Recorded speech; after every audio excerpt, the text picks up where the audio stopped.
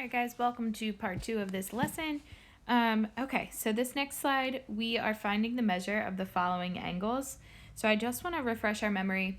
Triangles. Triangles have a total of 180 degrees in them. Super important that we know that all triangles, no matter shape or size, total 180 degrees. Very important.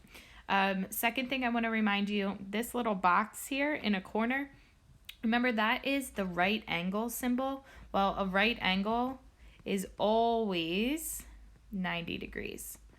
Okay, so a few reminders before we get started on this exact slide.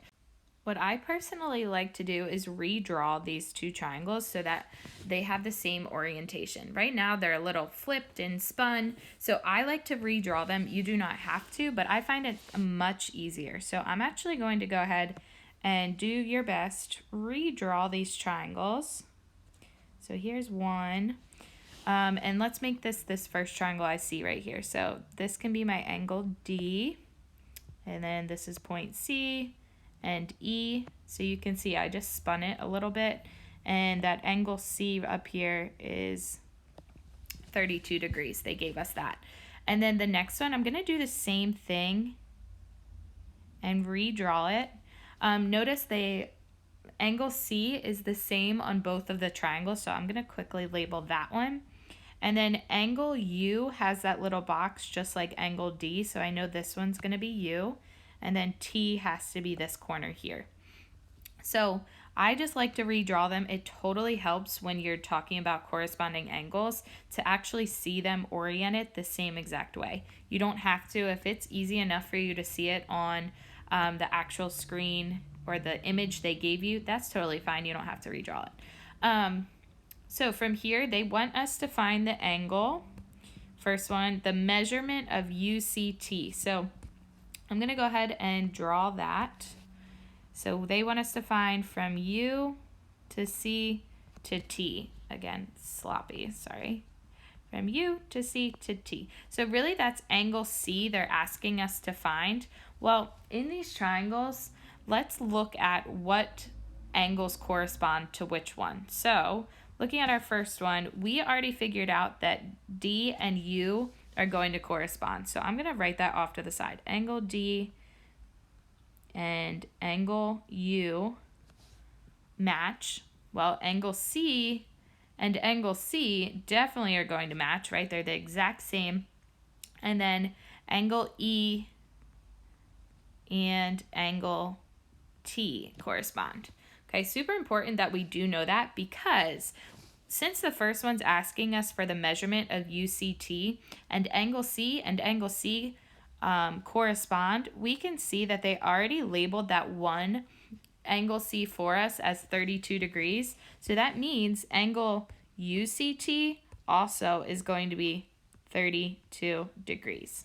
Okay, so this angle here, if you're still working on that same image, is going to correspond to this angle right there.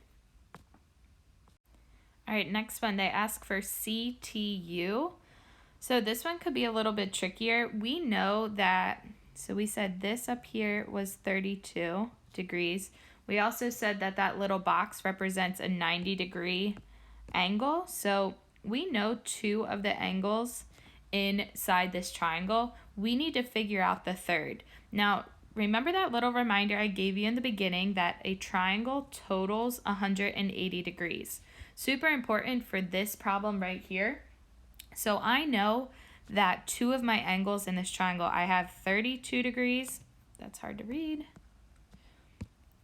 I have 32 degrees. I have 90 degrees. I have another angle. I'm just going to label it angle C. No, can't do that. I'm going to just use X. And all three of those angles added together have to equal 180 degrees because this is a triangle. I have two of my angles. I can find my third by doing solving for X here. So first thing I'm going to do, add together 32 and 90 because those are like terms. Combine those like terms to get 122. Bring down the rest of my equation. Still just trying to solve for X. So if I subtract 122 from both sides, I get X equals 58 degrees. So what I just figured out is that angle T here is going to be 58 degrees. So back in the letter B up here, the measurement of angle CTU is going to be 58 degrees. And then once I figured that out, the letter C says what is the angle of CED? Well, if I look down at that triangle, remember that CED is right there, right down here. And remember we said in the very beginning that angle E and angle T correspond. So since we figured out that the measurement of angle T is 58 degrees, we also know that the measure of angle E, or measurement of angle CED, is 58 degrees. All right, next one. I like to do the same thing. Notice in this one, our triangles are flipped or rotated, if you want to call it. So I'm going to redraw them. Again, you don't have to. This is for my own personal preference, just so I can see them more clearly. So this first one should be easy. We have S, T, and R, and they said angle S is 76 degrees. That's the only thing we know. In our other one, now be careful, this one is flipped and rotated. So angle R is still going to be in the same spot, but C is actually my angle that is 76 degrees, and we want them to look the same. So we want the 76 to be in the bottom left-hand corner. So this needs to be my C, and then D needs to be over here on the bottom right-hand corner. So be careful with that. That was flipped and rotated. That's why it can be really helpful to rewrite or redraw these triangles so you can clearly see them. So in this problem, angle R is going to correspond to angle R. Angle C is going to correspond to angle S. And angle D is going to correspond to angle T. So in this one, they're actually not asking for angle measurements, which is kind of nice. They're just asking if we have angle STR, so I'm going to draw S to T to R. What angles correspond with that? Well, that would be angles C to D to R. So when I write this, write your little angle measurement sign or symbol, and we're doing C, D, R. Next one looks similar but not identical, angle SRT. So start at our S, go up to R, down to T. That corresponds to C, R, D. So again, draw your little angle symbol, and it's going to be C, R, D. Last but not least, from D to C to R. So angle D, CR corresponds to T, SR in our second triangle. So angle symbol, T, S, R.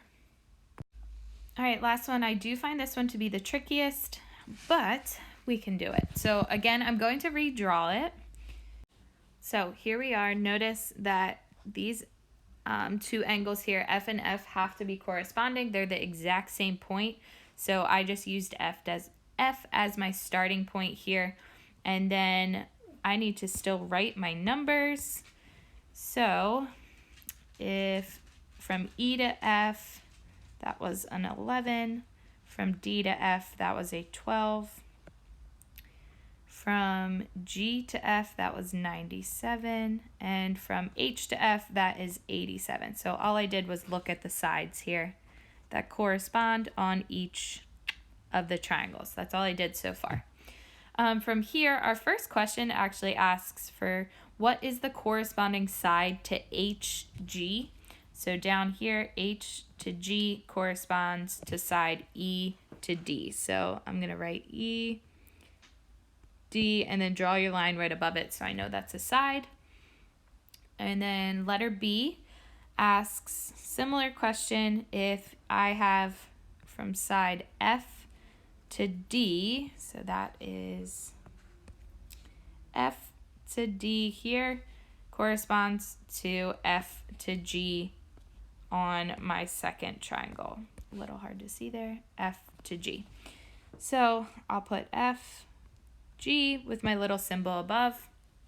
And then finally, triangle HGF. So we didn't even have to redraw it if you didn't want to for this part, but HGF, so that is here, H to G to F corresponds to E to D to F. So put your little triangle, E, D, F.